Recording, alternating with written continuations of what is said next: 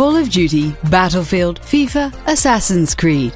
They're all major franchises that sell millions of copies every time they release a new game. But success is never a guarantee. Sometimes there are games that surprisingly become a cultural phenomenon. They set the tone for the game industry for years to come. We take a look at 10 surprising video game hits no one saw coming. Not so tight, boys. You'll crease the suit. Get that filthy degenerate out of here. Warner Bros. Gave the unknown game developer Rocksteady Studios the opportunity to create games based on Batman. Before that, all games based on superheroes were mediocre movie tie-ins. Sega almost destroyed the entire genre with their low-quality products. But Rocksteady Studios took the Batman license seriously. B-Man! Mr. J doesn't want you following us just yet.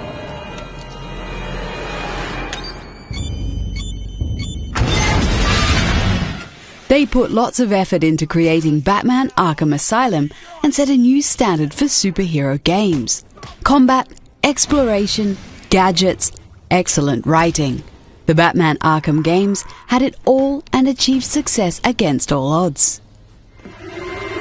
Well, look who's discovered our secret lab.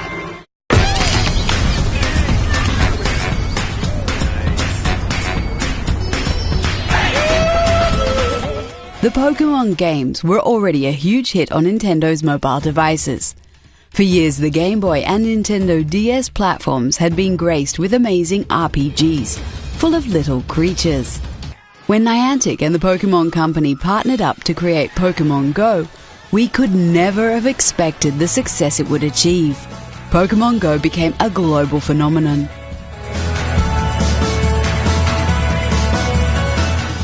Everybody was catching Pokemon on their smartphone. Pokemon Go has racked up 800 million downloads and over $1.5 billion in revenue.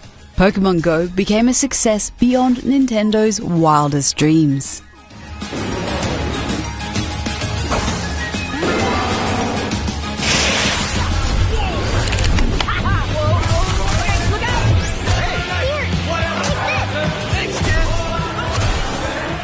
Before Ninja and Drake were playing together on Twitch, there were many years in which the future of Fortnite was hanging by a thread. Development started in 2011 as Epic Games did an internal game jam to come up with new ideas. Fortnite became a shooter in which players needed to build a base together and protect it against hordes of zombies. The development of the game didn't go smoothly at all, and it was almost cancelled.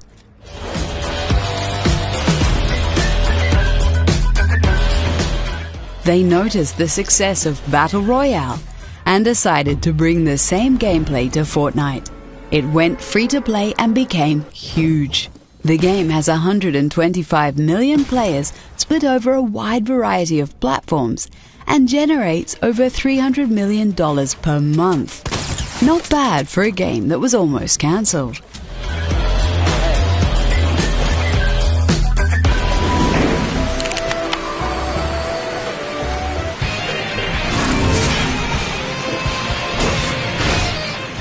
When Square launched Final Fantasy XIV, the game was just a generic online role-playing game. After 2 years of patching, the game still wasn't as good as fans would like. So the developer decided to shut down the game and work on a totally new version. Final Fantasy XIV: A Realm Reborn was launched and gamers were very happy with it.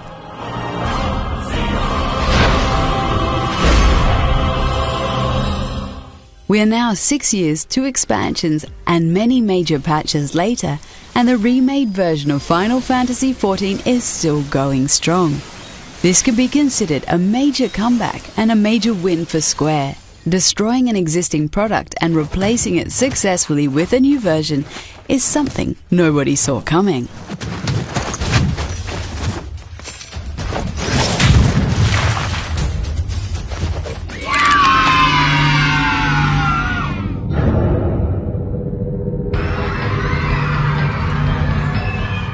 The days of success of Five Nights at Freddy's are now behind us. But we all remember the crazy days in which major YouTubers were playing the game. Everybody was recording jump scares from those mechanical animals that suddenly appear on screen.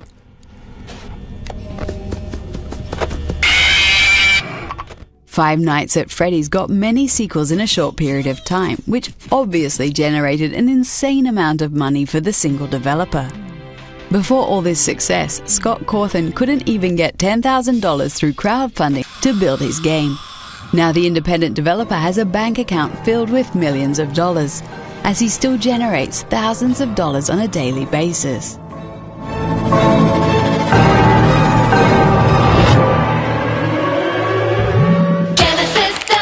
16-bit arcade graphics. You can't do this on Nintendo. Genesis does. 16-bit sports action. Back in the 1990s, game company Sega had an aggressive marketing campaign to pimp its game consoles. Sega does what Nintendo don't, but what Sega hasn't been doing lately is making excellent Sonic games. Ever since the company abandoned its video console production branch, Sonic has been in decline. Recent titles like Sonic Boom, Sonic Forces, and the notorious Sonic the Hedgehog remake from 2016 were mediocre at best.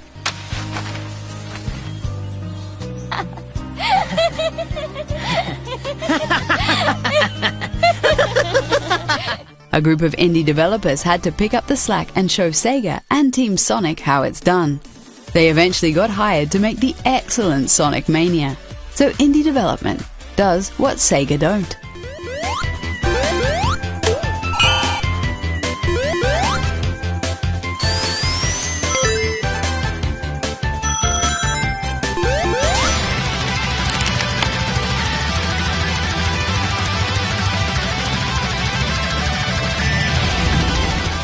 Red Octane and Harmonix came together to create Guitar Hero. This rhythm video game was a major commercial hit and a global phenomenon. The series started with cover songs, but quickly introduced official recordings. The game even introduced existing and upcoming bands to a new audience. What's that horrible sound? They're booing, dude. They hate you.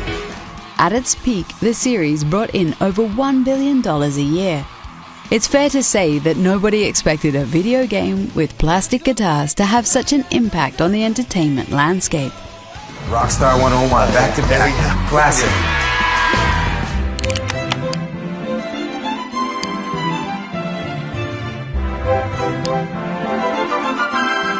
Maxis had been making the SimCity series for years with plenty of success. But when game designer Will Wright announced his ideas for The Sims, it met some serious resistance within the company. Nobody expected that there would be any interest in playing a virtual dollhouse. But the first game became a global monster hit.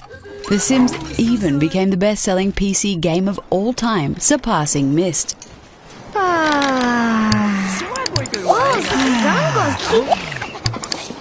The series as a whole has sold over 200 million copies, including its expansion packs.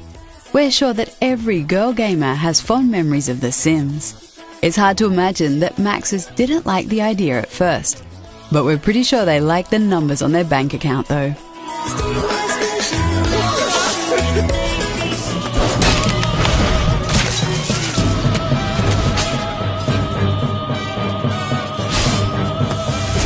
Demon's Souls is not the biggest game in this video.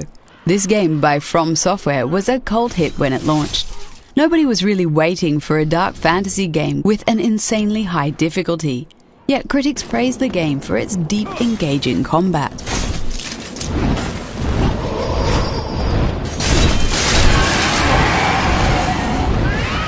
Originally, Demon's Souls was exclusive to Japan, but word of mouth brought the game to the States and Europe. Despite all this, Demon's Souls still only sold 1.7 million copies worldwide. But even more importantly, it laid the foundation for what would become the Souls series. This new genre found a dedicated fan base against all odds, which is something nobody saw coming.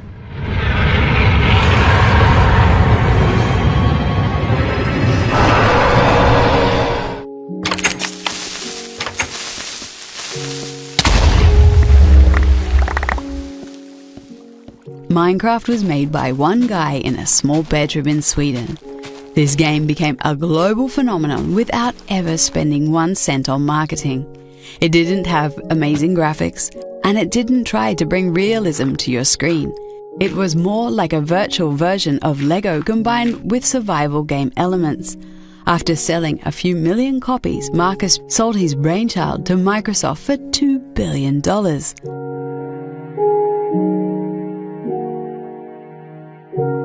Nowadays, Minecraft is available on a variety of platforms, has over 70 million monthly players, and over 144 million copies sold.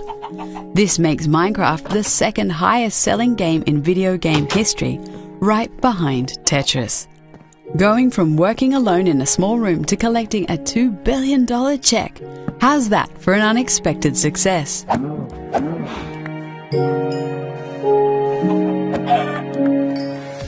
There are plenty more games we could have added to this list. Which ones would you add? Let us know and follow us on social media. You can find Zoom In Games on its own website, on Twitter, Instagram, and Facebook. Go back to your cell, or I'll be after you next. And I'll be waiting.